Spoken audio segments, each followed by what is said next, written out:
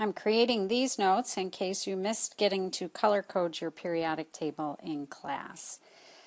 The periodic table has a lot of information in it that is not necessarily obvious. There may be things you're going to need to memorize.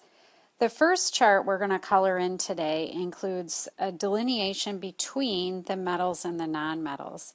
In the periodic table, you will see that there is this dark solid bold line that kind of looks like a little staircase.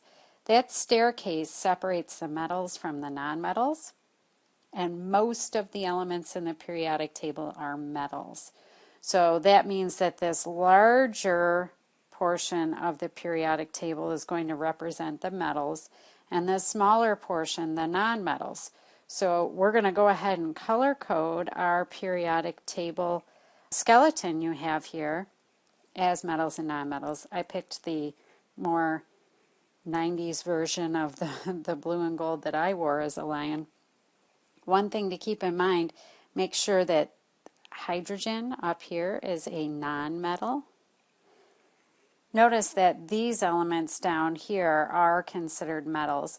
I'm not bothering to fill in the dotted portions. Those are elements that either have not yet been created in a laboratory or maybe have not yet been accepted by the New York State Regents and put into the curriculum.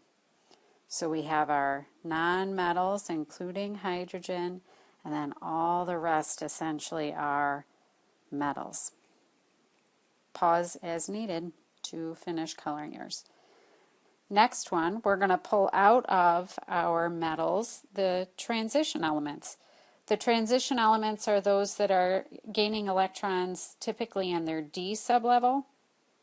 So these electrons are not in their valence shell. As a result, they can have unpaired electrons that are not in the valence shell and can be involved in bonding. This results in elements that act differently. They often create colored ions in solutions, and they have multiple positive oxidation numbers, so they can form lots of different compounds with the same elements. Notice when you color this in, notice when you fill this in that it does not include group 12. Group 12 at that point has filled their valence shell. Group 12 you can see is not included because it has now filled the d sublevel.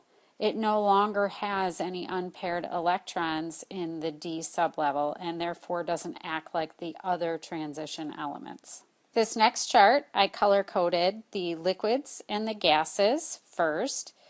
Those you really do need to memorize unless you want to look up the melting and boiling points, which are listed in Table S. I think it'd probably be easier to memorize these things than to have to keep shuffling to Table S and looking through the entire chart to find which ones are liquids and gases. Obviously, the noble gases are gases. Also, the first two elements in group 17, fluorine and chlorine. And then next to those, oxygen and nitrogen are also gases. And then, of course, I'm sure you realize hydrogen is also a gas. Our two liquids, one is bromine, located underneath chlorine in group 17. Bromine's the only nonmetal that's a liquid at room temperature. Also, this one here, the third one down in group 12, is mercury. Mercury is the only liquid metal at standard temperature or room temperature. The other thing we're going to color code in this chart are the metalloids. The metalloids, because they are at that transition between metals and nonmetals, actually have some characteristics of both.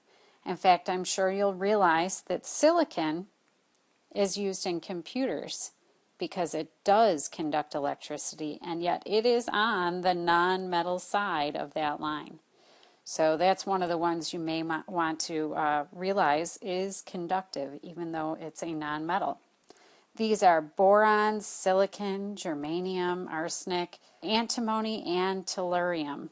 Those are the 6 semimetals or metalloids that you need to memorize.